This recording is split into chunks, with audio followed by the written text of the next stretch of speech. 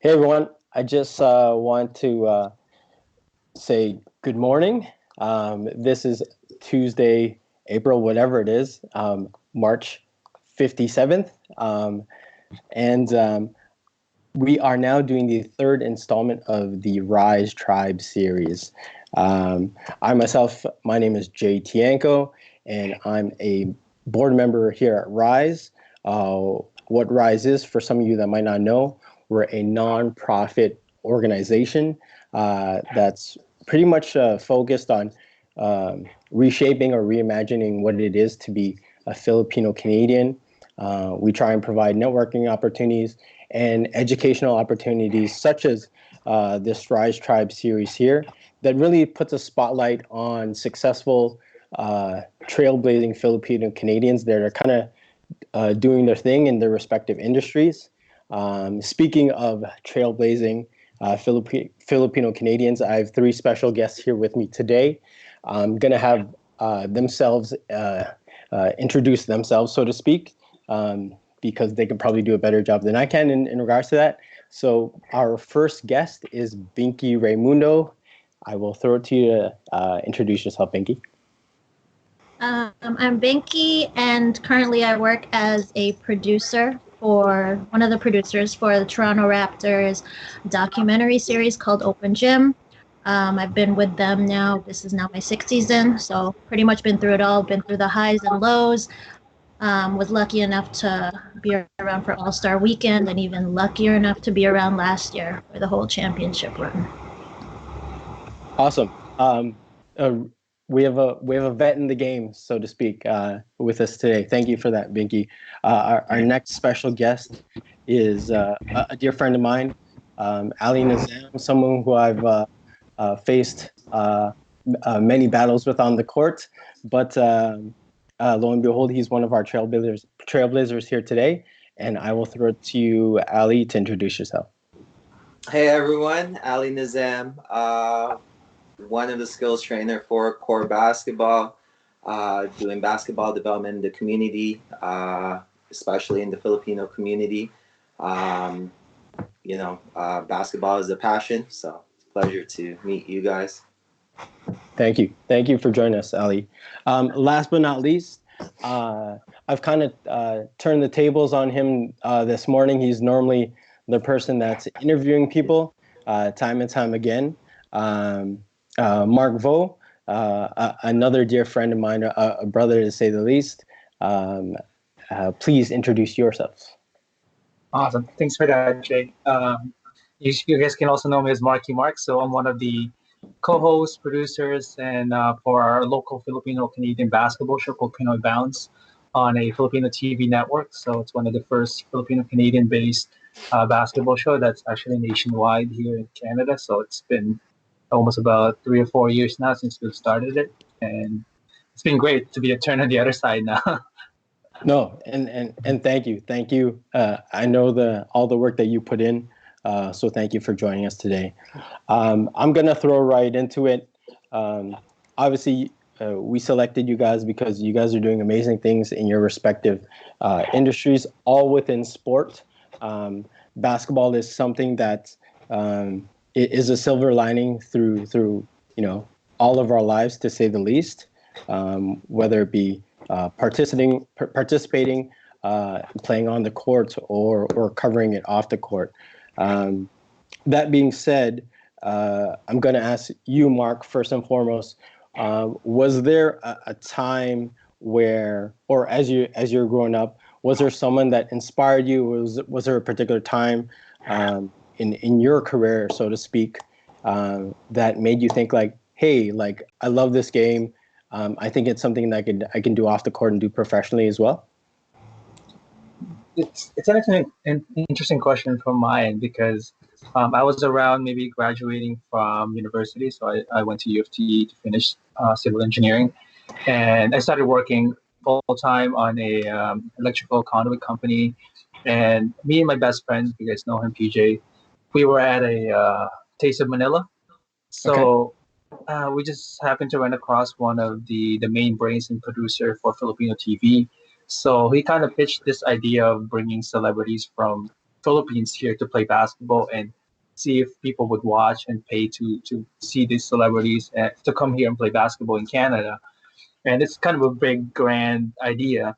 So the producer, his name is Gilbert. So he's the guy that literally we pitched the idea to, and he kind of thought this is kind of crazy right now, too big of an idea. But hey, we're looking for a basketball show or a show right now for content wise.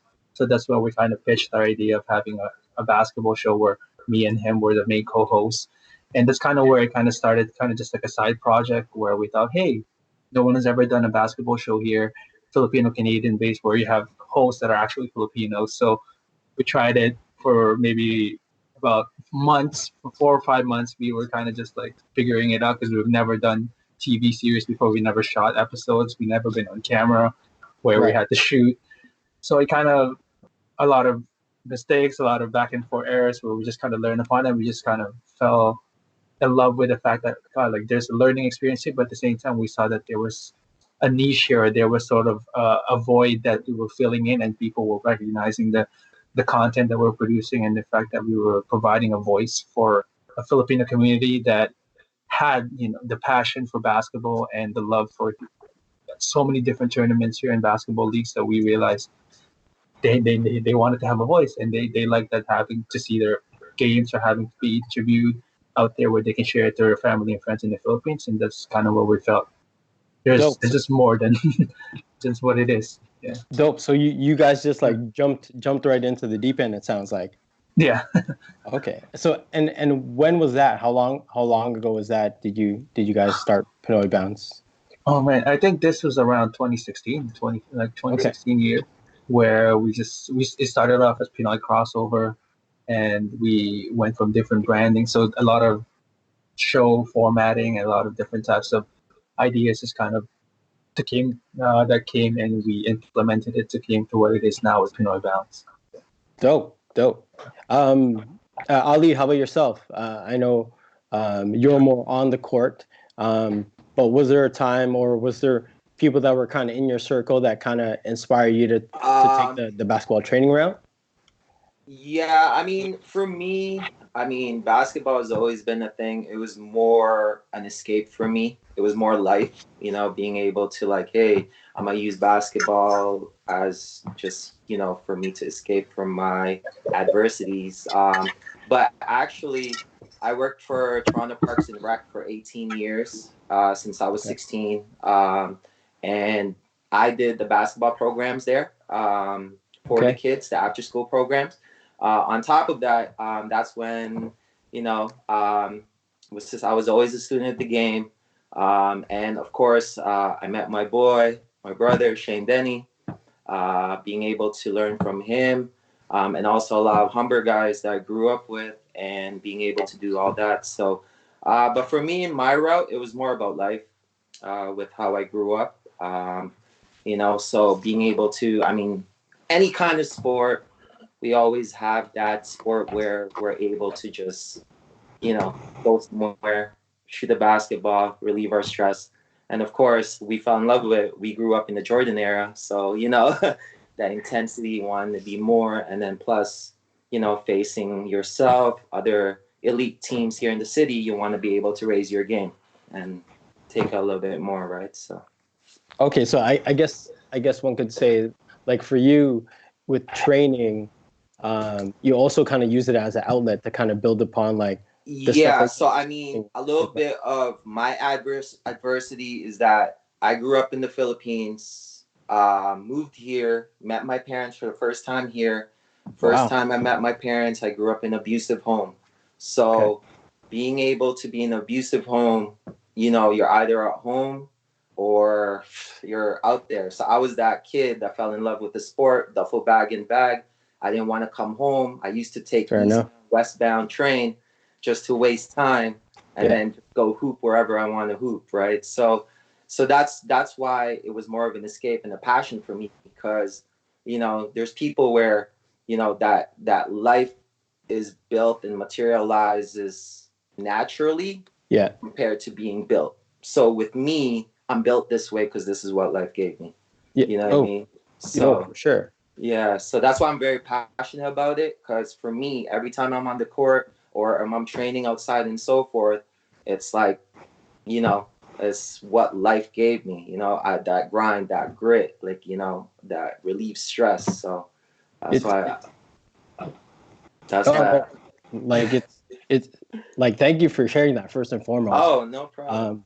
I think it's a it's a story or a feeling that you know that either yourselves or friends when it comes to basketball or playing sports in general, uh, the thought of it being an escape, an outlet, um, uh, leaving all your worries, you know, outside, like anything off court, leaving those behind when you're actually playing and competing, um, Yeah. and to see that like you're pretty much a tried and true example of what that is. So that's And incredible. as cliche as to say, like, you know, be what you needed growing up, right? Yeah, So I see a lot of kids, like parents working two jobs, and you guys know this. A lot of our Filipino parents and so forth, or existent or non-existent, you know, are not there because they're working to pay the bills. So for there's sure. that talented kid that just needs a chance. You know, you're not looking at the 100, you're just looking at that one, you know, and you want to be able to provide that for them, you know what I mean? To say, hey, you know what? You know, come on down. You're very talented. I'm not gonna snub you or anything like that. Have an outlet, but also, hey, maybe you could nurture this kid. They love the game, nurture them, right? So, and anything, you know what I mean? So, that's why we always look at the one, not the 100 kids or whatever, not the volume. If you got that one person in the crowd that you make a difference, say why not? You know what I mean? So, Yeah, no, you that's know. amazing. No, thank you. Binky, yourself, I know you used to play as a young athlete as well. Um, was there a time in your life where you're like, you know what, I can do more than just play this sport? And was there a particular individual or a time within yourself where you're like, I'm going to do more than just be an athlete and take this Yeah, professionally? yeah, definitely. In my teenage years is when I really started getting injured for my ACL, MCL, meniscus. Went to college, messed up my ACL even more, had surgery there, and then I separated my shoulder, tore my labrum, shoulder surgery, knee surgery, 3 concussions. So I'm like, I don't think I want to play anymore. We're looking at Wow, the Allen, we're that looking at the sounded Allen painful. Iverson of So female athletes. I Yeah. didn't want to be him in that sense, but yeah. So when that happened in college, I'm like, I got it. Like, I want to be around basketball no matter what, even if it's not playing. So I was thinking about like coaching or just training kids or whatever. And then while I was in college, I graduated from an accounting program that like made Okay. my parents happy. Like, oh, you could be an accountant, yada yada yada. I was getting ready to like take classes to prep for my designation, and then there was just one night where I'm like, I can't do this for the rest of my life. Like, well, are you gonna wake up happy like every day knowing you're an accountant but you're making a lot of money, stuff like that? And I'm like, no. So I made the decision to go back to school for journalism, Okay. Yeah. and I was like, I need to like, if I'm not going to play basketball, I just need to be around it because that's the only way I'm going to be happy in the long run. Yeah. So I went back to school, finished. I think I finished at like perfect timing because when I finished, I hit up Jeff Landicho, Okay. executive producer of Open Gym. Yeah. And I've known him forever because I used to play in PhilCan, and his dad ran the whole league. Yeah. Everybody knows Jeff Landicho, John Landicho, Yeah. Yeah. so I hit him up when I finished school, and then he's like, okay, let's go get a coffee, let's meet up or whatever. And then we met up, I think it was like Brookfield Place, like right by the Air Canada Center at the time. And he's like, yeah, this is like perfect timing because we're actually going into our third season of the show. For the first 2 seasons, it was just him and Jeff Rocky, Yeah. camera guy. And they would do like an episode a month only. And Okay. then I was coming into season 3. They're like, oh, we got to deal with TSN. So we're doing like weekly episodes and we need to expand our team. So we're looking for another producer. So I think everything just worked out perfectly with timing and stuff. I finished school at the right time and just grateful for Jeff. He gave me the opportunity to be a part of the team. And I'm still here today. So Dope. Dope. Shout out to Jeff. Shout out to Tito Wally. Everyone Hey. knows Tito Wally. Um, but it's funny that you mentioned that you'd gone to take accounting more for your parents' sake, and a lot of what the topics, and one of the reasons why Rise came about is, growing up, our parents, bless them, they feel they know what's right for their child, to follow certain career paths, to get an established job, to make that money because they want what's best for their kids. Yeah.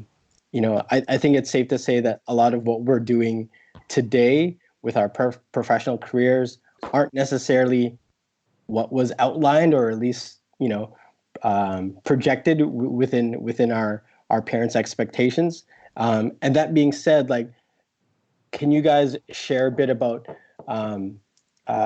how you had that conversation, whether it be with your parents, family members, close friends, when you made the decision to take your professional aspirations maybe off course, to be in the industry of sport, how that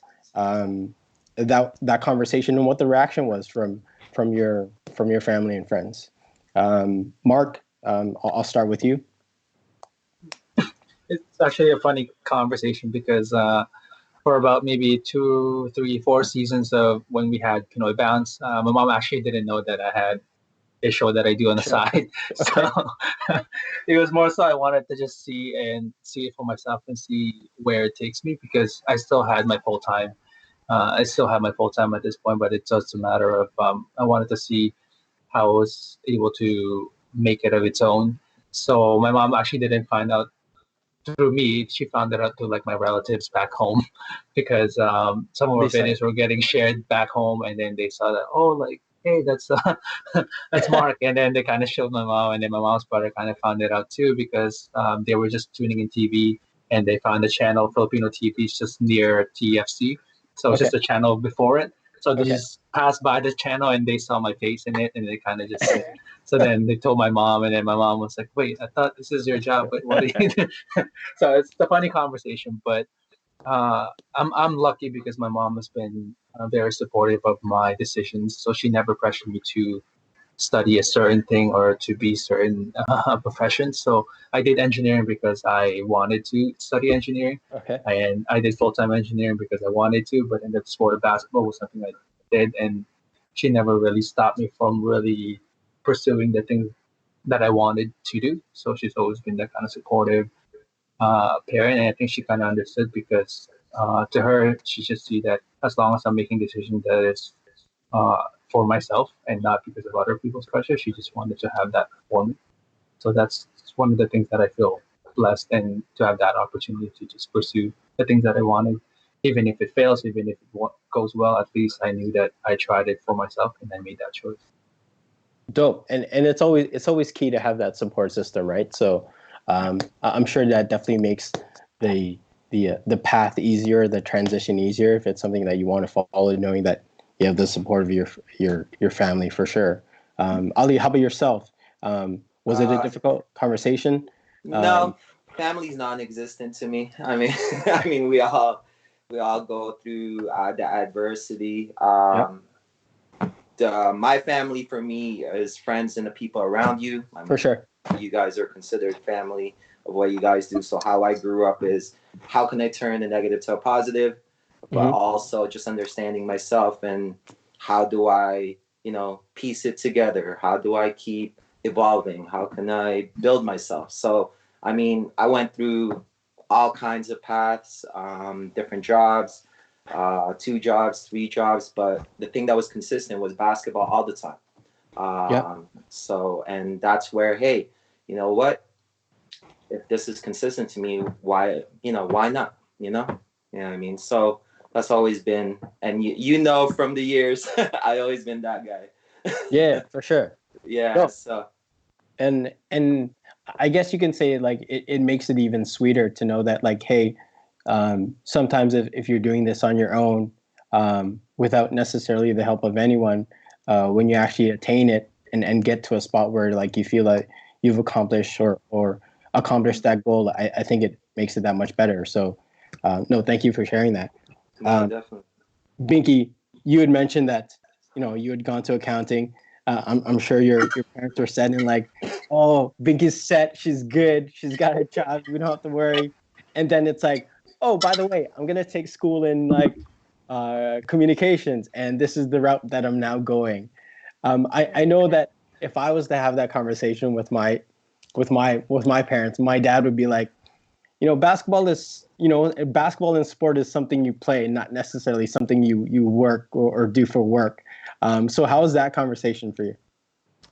They were a little concerned at first because I've moved around for school a lot. Like with basketball, I was at Dalhousie first, but in Halifax, I took ACL there, came home, had the surgery, took a year off, went back out to Halifax at St. Mary's, switched my major there, finished at St. Mary's, came back home, did some school here, finished in accounting. So they thought I was done. They're like, okay, no more.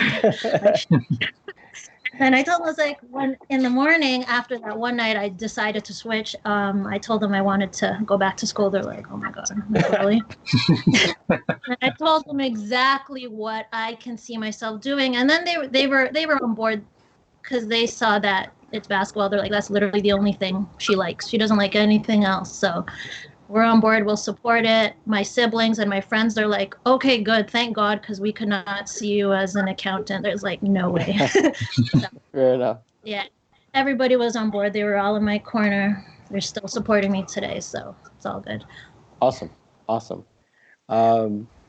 Yeah. So it's definitely some varying experiences. Nevertheless, all leading to you guys achieving the goals that you set out to do. Mark, you had mentioned that you do have a 9 to 5. I think with Ali, are you still with the Parks and Rec program? No. Okay. I'm in the health and wellness industry in the morning. Okay. So that being said, with Binky, I know that with Open Gym, your passion and whatnot has become your full time, which is amazing and probably like an ideal situation that most would want to aspire to. But with Mark and Pinoy Bounce and Ali with core basketball development, you guys balance both a 9 to 5 and like your work in terms of your particular industries. How do you guys like find the balance? I know we're in odd circumstances right now, but even before this, how did you guys find the balance to like, here's my 9 to 5, and then I have to do all this other stuff? On mine, in the beginning, it was, I guess it helped that I had kind of a more logical approach to how I manage my week. So that's where I kind of had to step out of my comfort zone and do a lot of time management and planning my days. So I actually had a weekly calendar where I have all set of days where I would work on certain things. So I know I have my 9 to 5, and then I kind of prioritized what my focus was, which was my career, Pinoy Bounce, and then my health. So then I had it scheduled where I have the times when I need to do my exercise and the time I need to be at work, and then the evening I spent for certain things, whether it's watching films, watching basketball games, analysis. So those kind of things, watching how people interview. So like I wanted to study people that have been doing it to see what kind of points I could take, because I never actually took classes on how to do media or how to do so those kind of things. I had to just kind of integrate, and there was a lot of sacrifices, and there was a lot of time where trial and error, where I was like, okay, let me try to balance it this way. Let me try to put time slots here. And honestly, the more you get into it, the more you realize that at times you just have to make decisions and say, okay, I'm going to give up this for now because I got to focus on this. And then I got to make decisions where, okay, I know my shooting is always at this time. So then I know that these days I have no other choice but to focus on this. So it was a lot of trial and error, but then the balance comes in where you have to love the process. So you have to like the fact that, hey, you're going to choose this over, or you're going to choose watching this show over watching a movie. You got to choose watching an NBA game over going out with your friends. You got to go to these events because this is where the people in the industry where you need to be in order to meet the right kind of people. Because the industry that I'm in terms of being outgoing, being that personality, being a host, it kind of contradicted with my introverted personality. So it was a lot of contradiction between the two, and it was a lot of decision making where I need to be out there. I know I need to recharge, but I can always find time to recharge. But I need to be in these events. I need to, go out of my comfort zone and send that message to somebody that I've never met before, but I know that they're in the industry and I know that they're doing amazing things in the Filipino community. I'm going to reach out to them, even though they've never met me. So those kind of things comes in with the fact that you're making that decision and sacrifice and say, hey, like either I do this now or later in life or years down the line, you're going to regret not making that decision, not going out of your way to really make that time now, because I feel like time is more one of the essence that you need to take advantage of and not take it for granted, especially when you're young or you're getting started out there. So it's kind of where I went about it. So it sounds like structure and sacrifice are the main things that I kind of pulled from that. Speaking of structure and sacrifice, I follow Core Basketball on IG and social media, and I don't know how Ali does it, and Joe, his partner, but they have more content than that I'm like more prepared to see, and I don't even, sometimes I question my head like, wow, they have 3 classes from 5 to 9 p.m. and it's like how do you do that from a balance standpoint, Ali? I mean, what do you call this? Well, to be honest, like in terms of learning different things from different industry, but also not only that, people like yourselves to be able to share all these information, also sharing. I'm a student of the game and student of life. I'm learning this piece, and hey, how can we solidify it? And being able to put it out there. You know what I mean? That's why, in terms of that, I'm always gonna be a busybody. I'm a gym rat. I'm up at like 4:30 in the morning. You know what I mean? I have clients in the morning, then I go straight to work. Then right after, I'm back in the gym, and then I get home like 11 p.m. and then back at it. Like it's a mental thing. Like I mean, 80-20 rule, but in basketball, it's 80% mentality, 20% physical. You know what I mean? It's how you wake up in the morning to actually push yourself physically. And the thing is, it's like it's my passion, and I mean, you can't help it if you love what you do. You love being on the court. You love the hustle. You love the grind. That's instilled in me. But also, what makes me do what I do is the support system. Shout out to Joey DeLeon to do what he do. I'm doing parts in this court, but he's holding out in this court.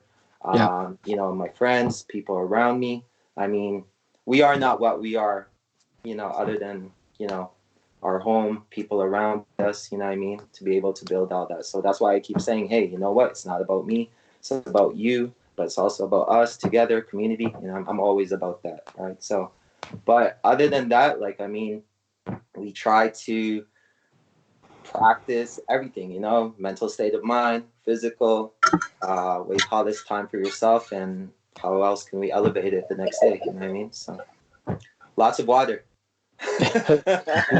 water is your friend, for sure. I'll throw it to Binky in a sec, but I actually just want to ask Mark and Ali again. So like for your particular businesses, it's definitely, there's an entrepreneurship that's part of it. You guys have now established yourselves to a certain standard. You're now out in the community. You have a clientele or a following that's quite large, respectively.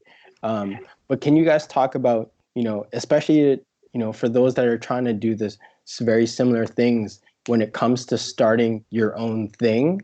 What were some of the challenges, if you can highlight even one of the biggest challenges that you faced early on, especially in an industry where, people like us, whether it be Asian, Filipino specifically, we're not highly represented in certain industries, media being one of them. I know that the tide has changed, so to speak, in the past couple of years, and that's amazing.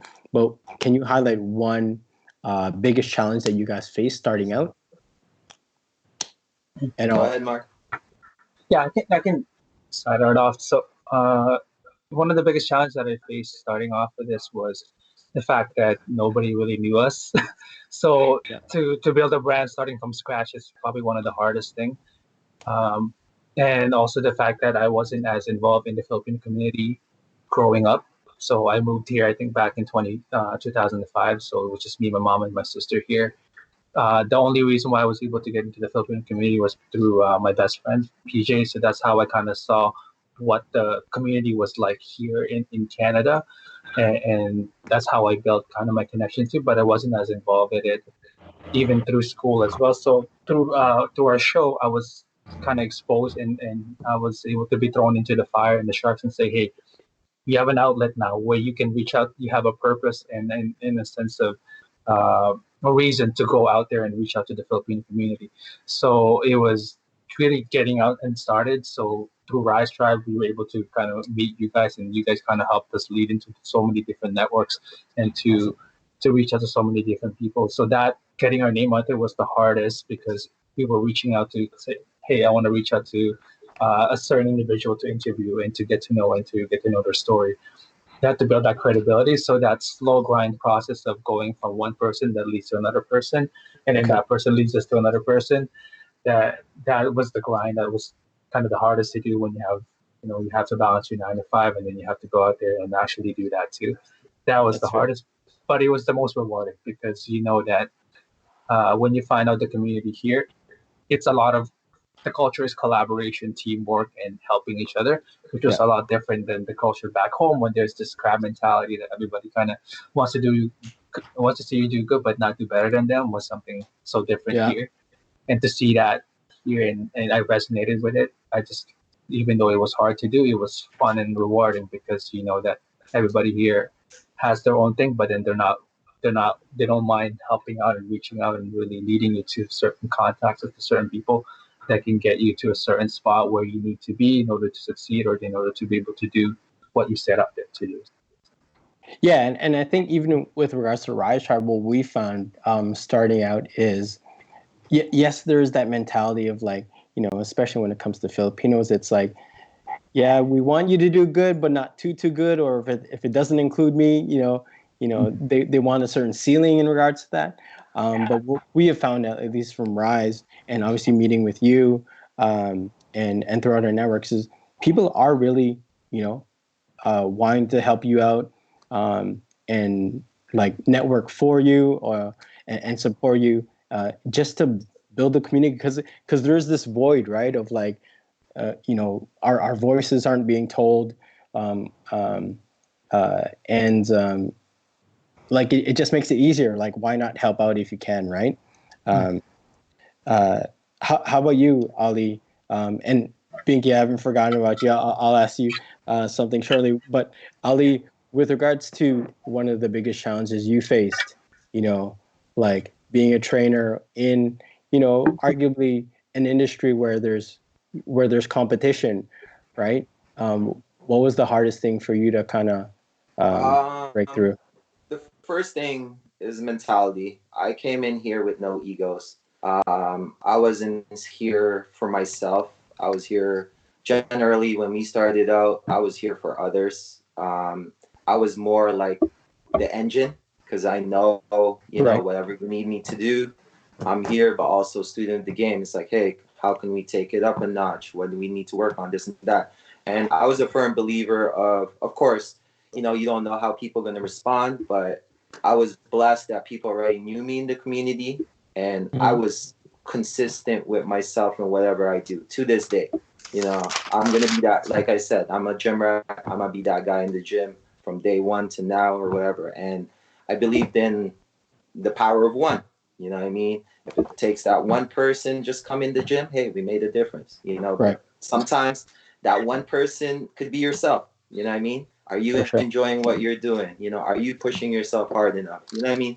For sure. And it's been a blessing that it's just manifested, and people were able to take on, and that's when you get inspired a little bit more because it's like, hey, I need to learn, I need to get better so that others could get better. So I'm my own canvas. You know what I mean? If I'm not doing it right, then I need to do it better, right? So Yeah, and it sounds like you're definitely the fuel to your own fire, in terms of keeping that aflame. So But it's same thing as Mark said. Like, you know, you don't know how people gonna respond. yeah. You're, you know, you could be a nobody, but you have to have that strong mentality. Hey, you know, look at yourself in the mirror and be real with yourself. You know what I mean? I mean, who is it for someone to take that away from you because you enjoy it, because Yeah. you want to be someone, and that's where, like, you know, I'm a street kid. I drive around, everything like that. You see a lot of these businesses. Why is there a convenience store here? Why is there a gym here? You know, we all want to go somewhere where we're comfortable, we feel home. You know what I mean? Mhm. Maybe I tell the parents all the time, hey, if you guys feel like you're home here and you're able to nurture and push yourself in this environment, we're more than thankful. If you feel that you got to go somewhere that you know you get your best out, then that's what you need to do. You know what I mean? Right? So, and of course, like, going back to the convenience store mentality, why do we go to this grocery than this grocery? Because maybe we know the aisles, we're more Yeah. comfortable, you know, Yeah. compared to going to the next one. So it's that kind of mentality. You know what I mean? We're not gonna push ourselves a lot more if we're not in that environment, and we only know that. And that's where, you know, say, hey, you know what, we'll do it because we love it. You know what I mean? And put the same energy regardless. So Okay. so that's where the challenge is, and again, it's just been blessing.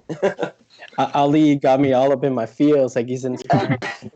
I'm honestly, Over the internet. I always talk as if like I'm motivating someone.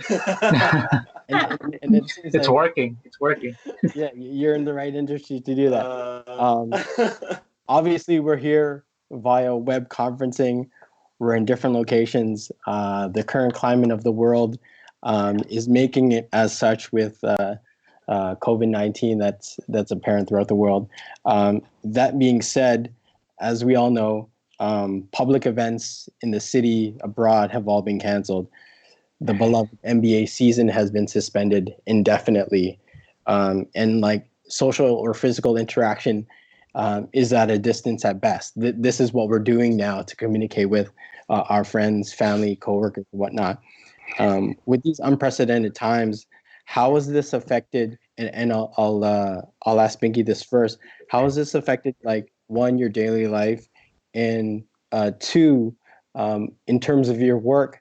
How has that been affected with the COVID virus or this physical distancing that's upon us? Um, Everything has changed for work. Obviously, they stopped production for Open Gym and for the other shows they do with MLSC. So that kind of sucks. But we were just about to release like the next episode like 2 days later. So we had to put a hold on that, and that was supposed to be a really good one too. But yeah, everything's like my daily life has changed too. Because even in the evenings, like on Tuesday nights, I have a permit at a gym. So Right. when I can train kids, I will. If I can't, because I can't make it in time, I'll just use that empty gym for myself, or I'll just invite some friends and we'll just get some shots up or play or whatever. So like it took basketball away from my entire life, which is pretty much everything. So it sucks we don't have a gym. And then with work, we can't continue to shoot anything because we can't be in the office, we can't be around the team. There's no more games to shoot, but we're still working as of right now because we do have a lot of content to go through. When they made the announcement that the NBA was suspended, the Raptors had just finished, they just wrapped up their 5-game road trip. Right. But now I'm still going through those 5 games and trying to accumulate those and put those together. But like with so much uncertainty, we don't know when it's going to come back, if it's going to come back. So it's kind of just a waiting game until the commissioner makes a decision, I guess. Right. So it's obviously affected you in terms of like what you plan on doing, or what you have set out for the next month or so, or whatnot.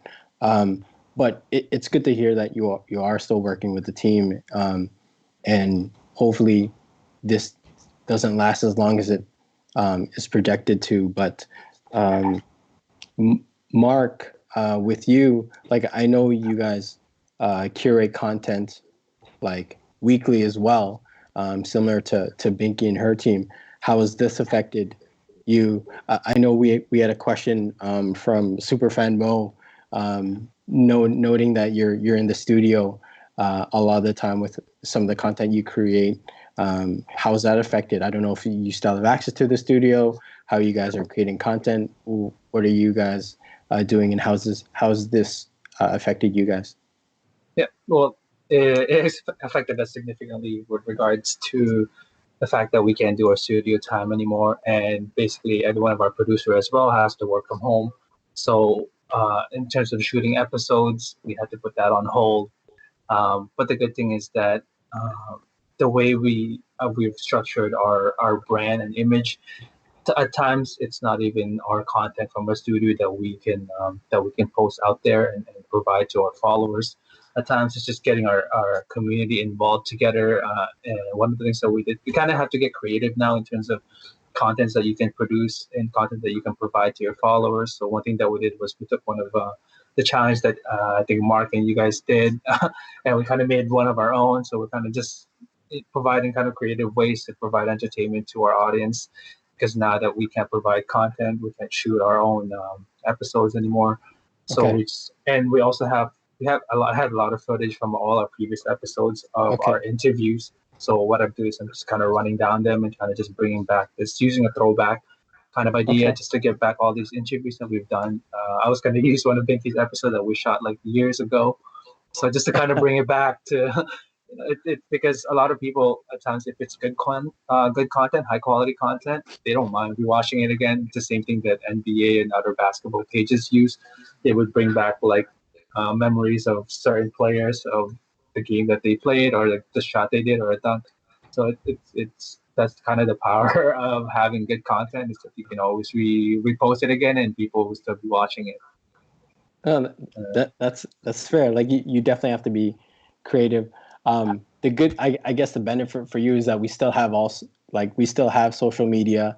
Social media is one of the main caveats for where we're able to communicate and create content. So I guess it's kind of bittersweet. Like, yes, you don't have access to the studio all the time, but there's still ways for you to kind of get your message across, which is kind of cool to see.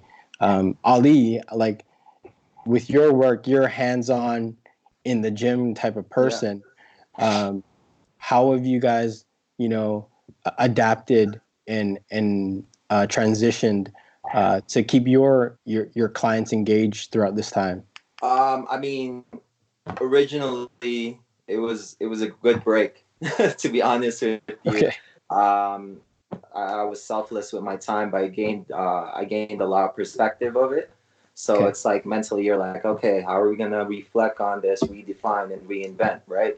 And that's where, parents started to message to say, hey, are you guys doing anything? And I'm like, I wanted to like reach out to people, like, for example, like other people that's already doing the online stuff and things like that. And, and when me and Joey were like, hey, you know what, there's kids that, nowadays, especially, your muscles is just going to slack because your couch and everything, and you're going to have more pain, right? Same as the seniors, right? You need to work on range of motion.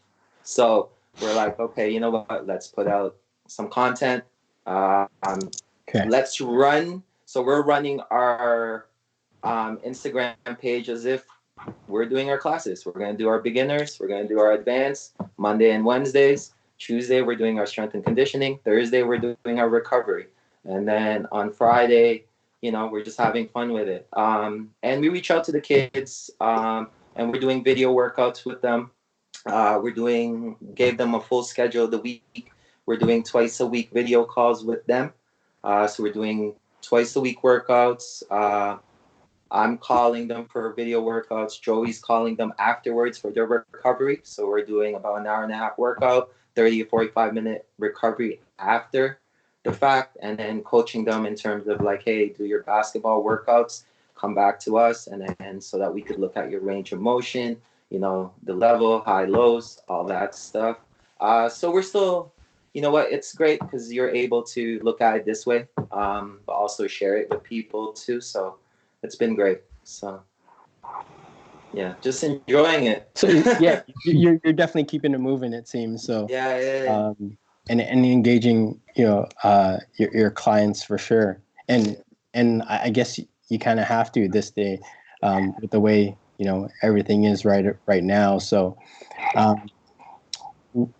I think it's safe Free to workouts, by the way.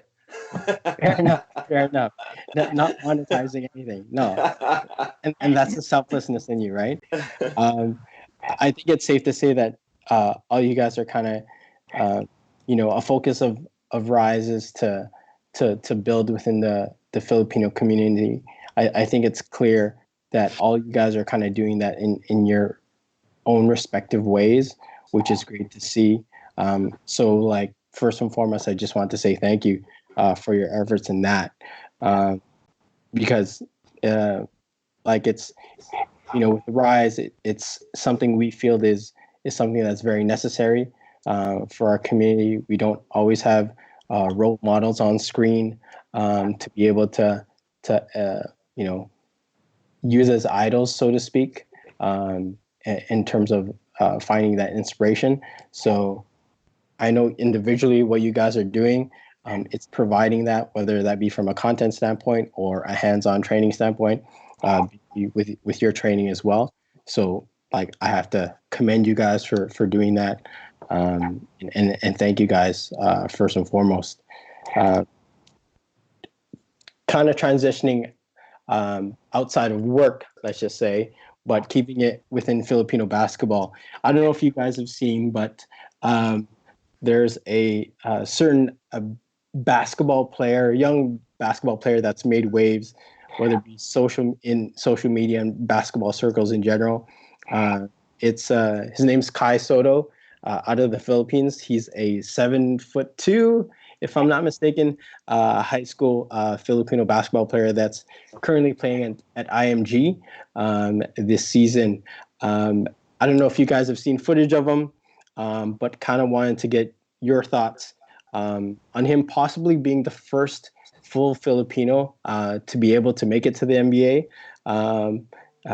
If you guys have seen his videos or clips or highlights of him, what are your thoughts on his game, and who do you feel would actually benefit from him from a system standpoint if he were lucky enough to make it to the NBA? Binky, I'll throw it to you for your thoughts on Kai Soto. First thing I saw him, I was like, is he half? Because how is a full Filipino 7'2"? Right. Lots of rice. Lots of rice. That's all right. But he's good. Like, he's really good. Like, I was watching some highlights and some footage I saw online, and at first I'm just like, okay, he just plays around the basket. But even that, like, his footwork's amazing. He uses both hands very well. Good hands, like very soft hands. His teammates would throw like craziest passes, but he'd catch literally everything. And you'd think with like a kid that young and that size, like when he gets trapped or double teamed, like he'd panic, but he makes such good decisions, even in like tough situations or tough spots on the floor. Like, he passes the ball really well.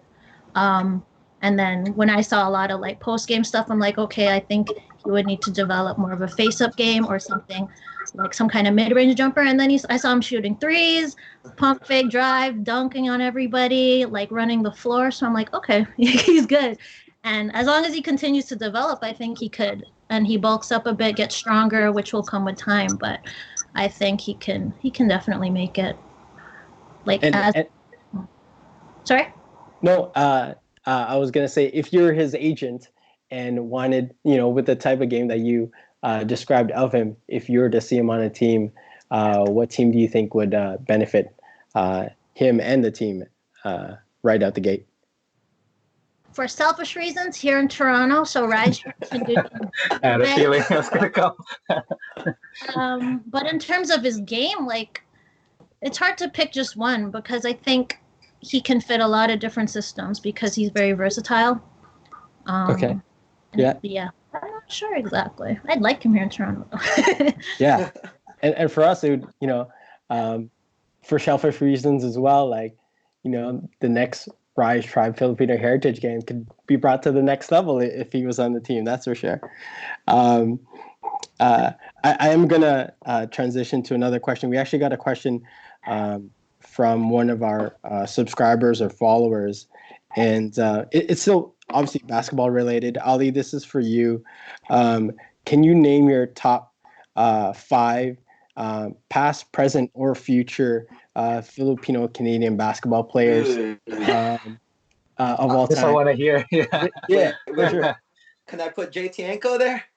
Yes, I Hey, knew it. just Bring want him to say in that there. nothing was paid, off camera. This is sponsored by anyone, Well, but hey, my do what you got. era, everyone has a different era. I grew up in the what you call this, the Dean Labayan, the JP. Yeah. Yeah. So of course, Dean, JP, the whole 25 for life, growing up with them. Actually, the funniest story is that, especially in the Filipino basketball, we compete, we talk trash. So I was always the kid is like, who is this kid, right? Like playing with like, angels back in the days because it was close to home.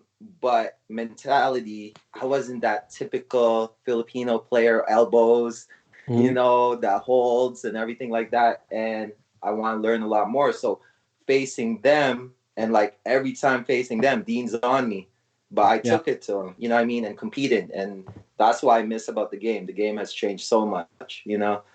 So they forced me to elevate my game. So like the Mike Samira, the John Samira, the James Forrester, JP and them. So, it's hard to say top five when there's so many players out there, but definitely, that system, that 25 for life, especially in our era, like, I mean, there's just too many talented players, but definitely they're trailblazing, JP, Dean, Jerome, Mike, John, like all you could, even like the Albins, you know what I mean? Yeah. Just being able in your face and so forth. Matt Wright, all that stuff growing up in that era. So, and then now they're doing their own thing and being able to see that from them, their kids growing up playing against them, and then, trailblazing out there in the Philippines and so forth. AJ Mandani, knowing him since he was like 6, 7, growing up playing ball with him. So, him, shout out John Mandani, Brampton, Malton. So yeah, you know how it is. If you're, you love the game so much, basketball takes you so many places, builds so many relationships, and that's what's so great about basketball. Because, for me, not having a family, it became a family. You know what I mean? Fair and enough. that's where I found my joy and my passion about it. Because, that's home. You know what I mean? That's home for a lot of us. So, again, it's hard to say top five, but definitely, that system there is, one of the greats. Yeah. What you're telling me is you literally just made Al Gregorio's day, and he's like, "Oh, all those players are on my team." So I'm doing something right. You know what's so funny talking about this is that we were at Inner City in Montreal recently, right? So all of us there, so we're in the Masters squad. So myself, Mike Samira, Archie, Navales, Nico, everybody, we're like, yo, what's in the Filipino Hall of Fame? Who's the top 5 players, top mixed players, the dirtiest players? Like, like we were just making lists. And it was hilarious because it was like it takes us back, you know what I mean? And then teams, Sultan, #1 mixed breed. the point center if I've ever met one. Better than Daryl, top center, better than Daryl. The Daryl stopper. I'm on my last couple questions, but one of the questions that came in, this one's for Binky. Obviously, you're close to being in a hiatus, or you're in a hiatus in terms of content that you're creating for the OG team. But I know a lot of people that follow you and follow us. They're really interested because I think it's safe to say that we're all fans of the OG series. I've watched Open Gym from the very get-go, but I'd love to get more of an insight on what your or the team's process is in terms of like figuring out what stories are developed and what actually goes to like film or what you cover. How does that come about in terms of like story ideas and then going to production? Ideally, we like to have team meetings where we kind of everybody, producers, editors, come together and we could discuss possible features and shoots we can do. And then the team lets us know of like certain events that are going on with the players off the court that we can go and shoot at. But when we like a lot of the times we can't get the meetings because it just Right. once it starts up, it's so busy. We pump out an episode once a week and it's just like go go go. So we just try to discuss stuff in the group chat when we can or whenever we do see each other. But for the most part, like stories, they kind of just fall into our laps. Like last year, obviously, Hawaii came, DeMar gone, championship story kind of told itself. And then this year, it was kind of challenging. Well, at least I thought it would be challenging at first because we were like, okay, we lost Kawhi. We're coming off a championship season. How are we going to make the episodes better or just as good? But it's interesting because with all the new faces, it kind of made it easy. So Terrence Davis, Matt Thomas, those guys, we wanted to tell their story because they came from very interesting backgrounds and a lot of and with the new guys, it's very easy to interview them because they like talking, they have a lot to say. So and you learn so much about them watching the show and doing the show. Awesome, and I guess to your benefit, a lot of the players that have become fan favorites on the Raptors team, they have amazing stories, like their come up stories, their underdog stories, if you will. So I'm sure that helps in terms of creating content. No, and that's awesome. Thank you for providing that insight. I was gonna say the one episode I'm anticipating for was the Vince Carter, like especially right finishing. Yeah. Oh my god! I know Binky was excited for that. Yeah. I had tickets to that game yesterday, but then I was at the Hawks game in January 28th. Okay. I did not think that would be the last time I was going to see Vince. And then 2 weeks earlier, I was in Brooklyn, and I went to the Nets Hawks game there too, and that was his last game in Brooklyn. So it's just, but that's not how it's supposed to end. Yeah. Let's hope this little break gives him the rest and recovery that he needs to kind of extend the career. Who knows, right? No one knows. I had outfits ready. I had all the jerseys ready.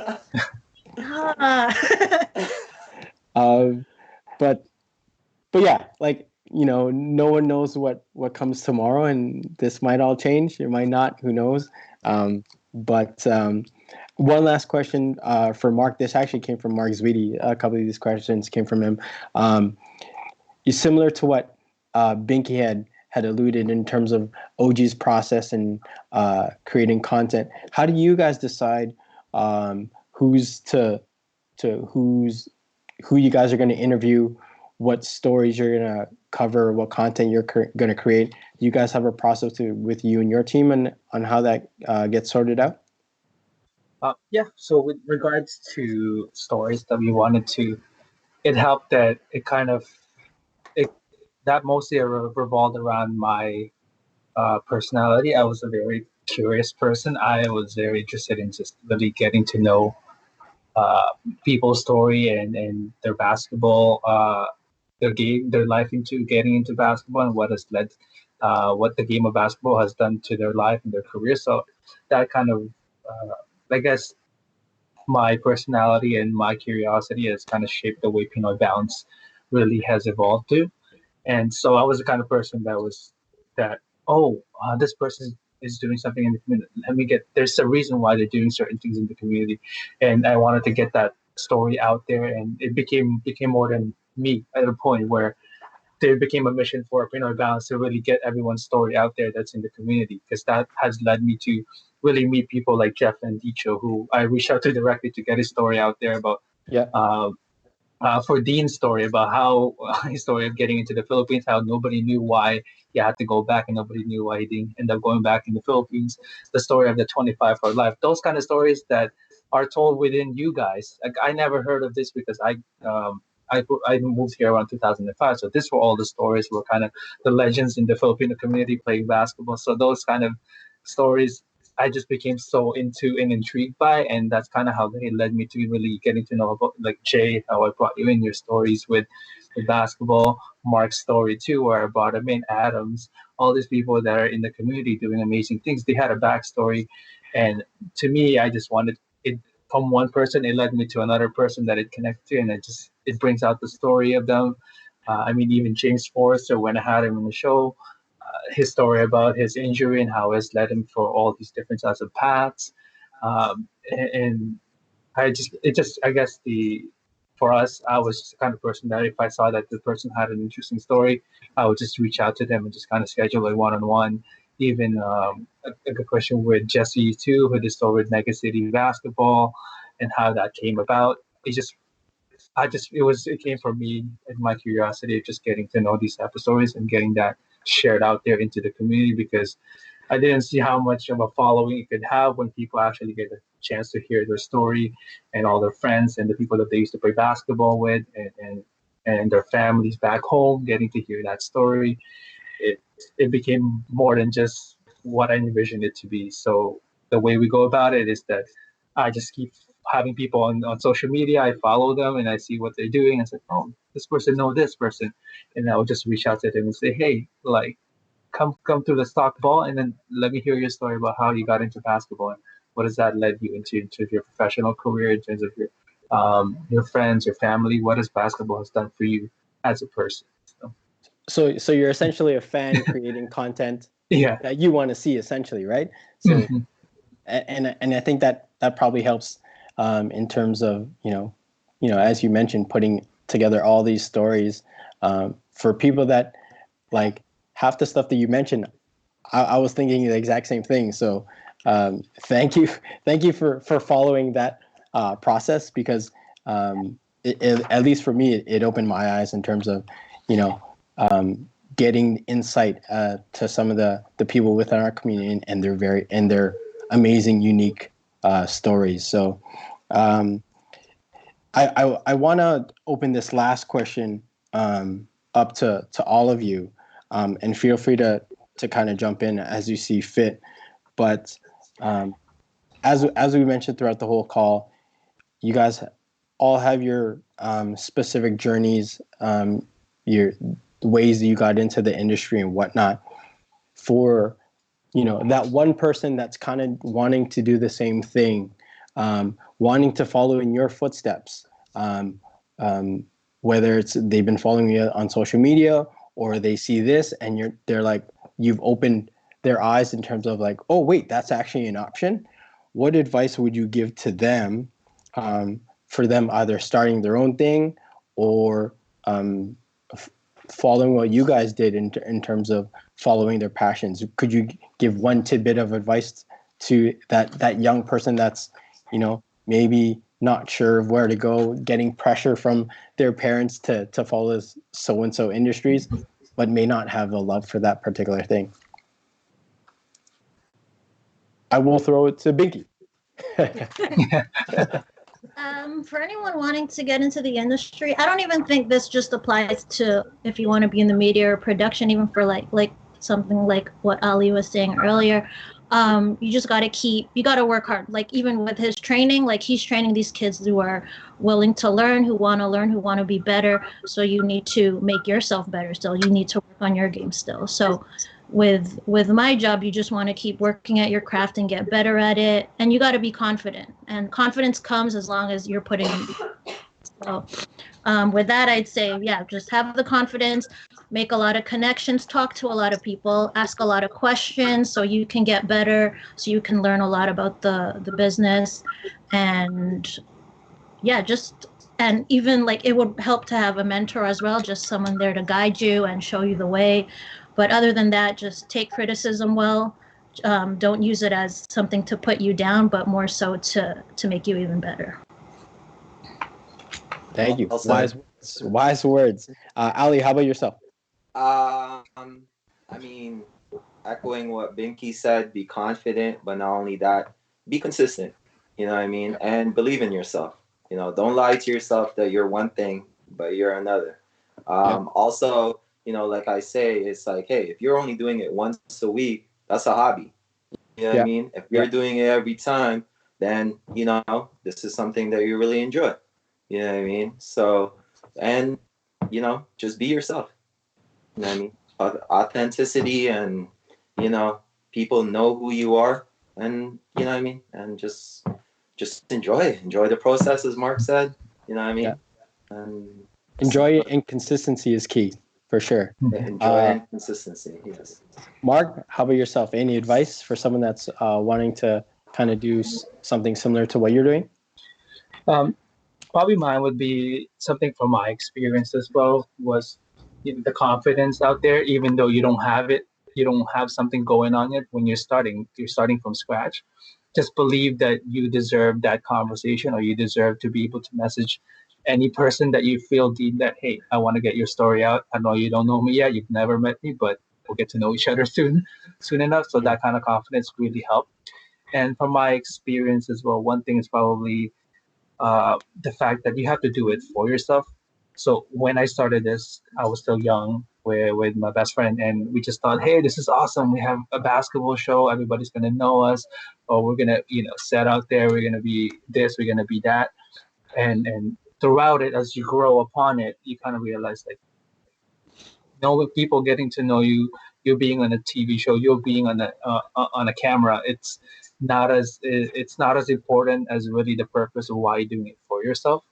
Yeah, So for sure. I kind of find that out throughout the experience, and the fact that the more and more I spend time with it, the more I realize, like, hey, I'm doing it because I'm enjoying getting to know people's story. I'm enjoying the fact that these people have amazing stories that they get to share. They have all these opinions about the NBA, about the Raptors, that they talk about with their friends, that they're so heated about. And now I have an opportunity to see that live on camera and get to share that to everybody else. And they get to see people's face that they would normally see just at home. Yeah. And the fact that most of the time in TV, you're going to see people like Tim and Sid, the starters, ESPN, and with Shaq and Ian.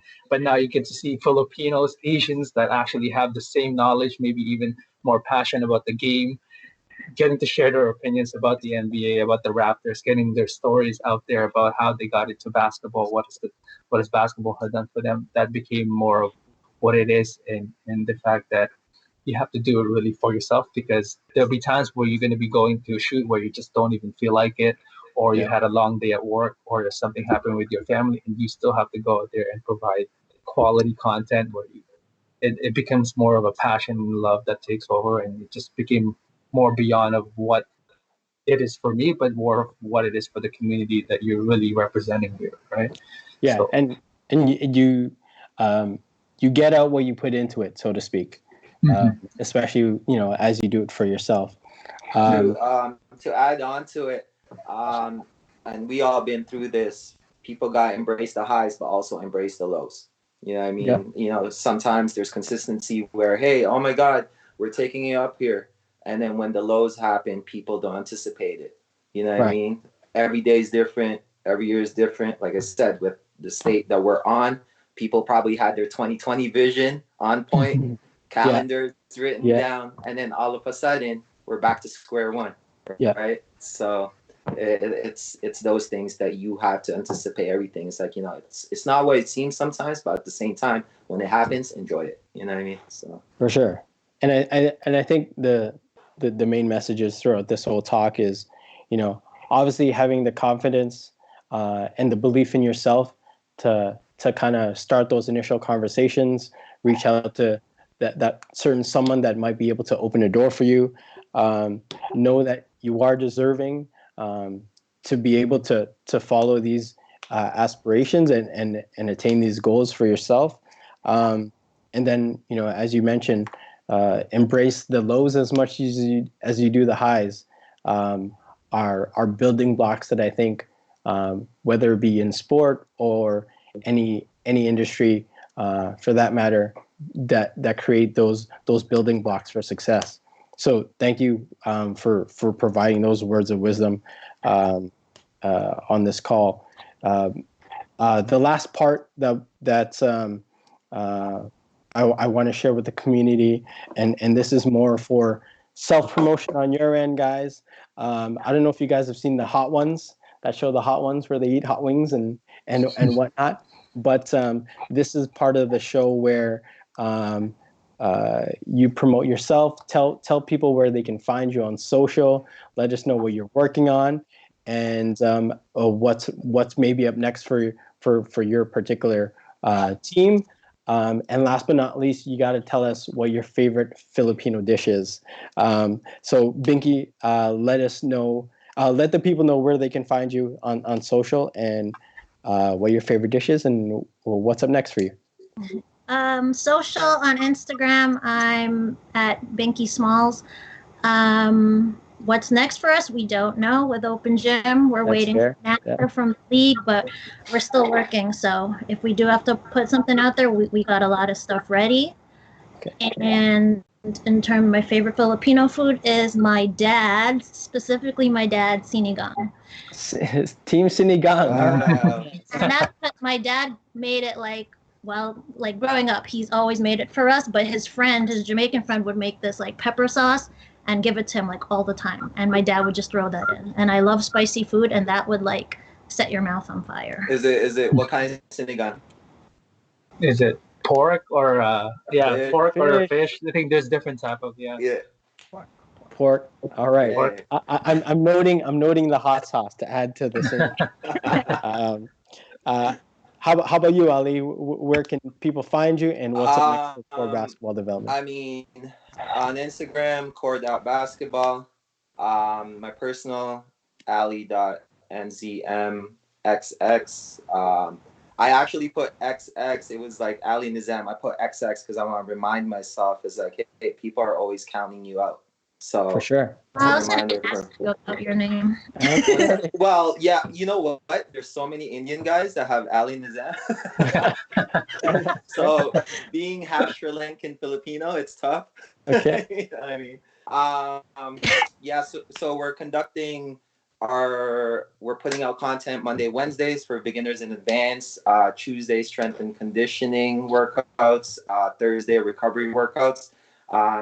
If you guys need video calls or whatnot, we're more than happy to help. So just reach out via Instagram, message us, and we'll definitely set a schedule to be able to help each other out and keep you active. On top of my Filipino, I'm a halo guy. You know what I mean? Okay. So all those restaurants, my favorite desserts too. Step your game up. Step your game up. I've been in the city. The best one I had is Magnolia in Hawaii. So awesome. You know what I mean? It's not the same here. But, yeah. And Mark, how about yourself?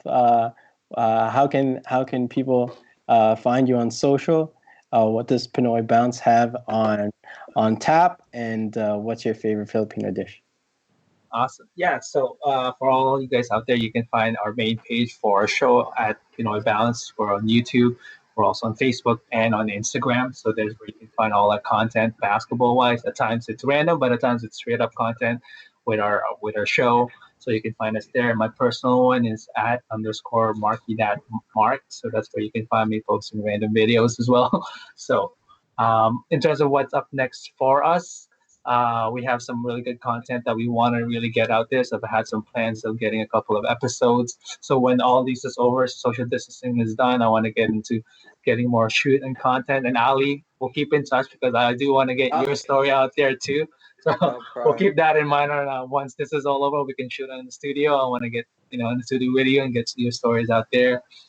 There's a couple projects that I think Adam and I had in mind too regarding a group kind of open court kind of discussion with some of the Filipino leaders out there in the community. So I wanted to get kind of that going too once this all social distancing is over. And and my favorite dish is the chicken adobo. That's like I can't have enough of that. Okay. And dessert wise, I'm also a halo guy. So Okay. I was just there in the Philippines back in November, and I did literally almost a week of trying out every different restaurant, almost like 3 times a day of trying different halos in different restaurants in the Philippines, and it was heaven because they were so cheap and they were so good. So. Hey, awesome. Rise Tribe, when are we gonna do a video call potluck and just do it like the Nike commercial? You know what I mean? But with all the food. I'm so down for that. Yeah. Let's do that with food. Oh man. Okay, I'll talk to the board and we'll get that sorted. That'll definitely go viral or not. But hey, once again, want to thank you guys for taking the time out of your busy schedules. You guys definitely dropped some golden nuggets of knowledge, so to speak. I know that our community has been really wanting to see your stories, know more about you guys and what you guys are doing. I think it's safe to say that you guys are, succeeding and trailblazing in your own right. So keep doing what you're doing. Thank you again for providing such great advice. And for everyone that's watching this, this is the Business of Basketball Tribe Series talk. And we'll talk to you guys soon. Thank you so much for having us. Appreciate it. And Hey. all right.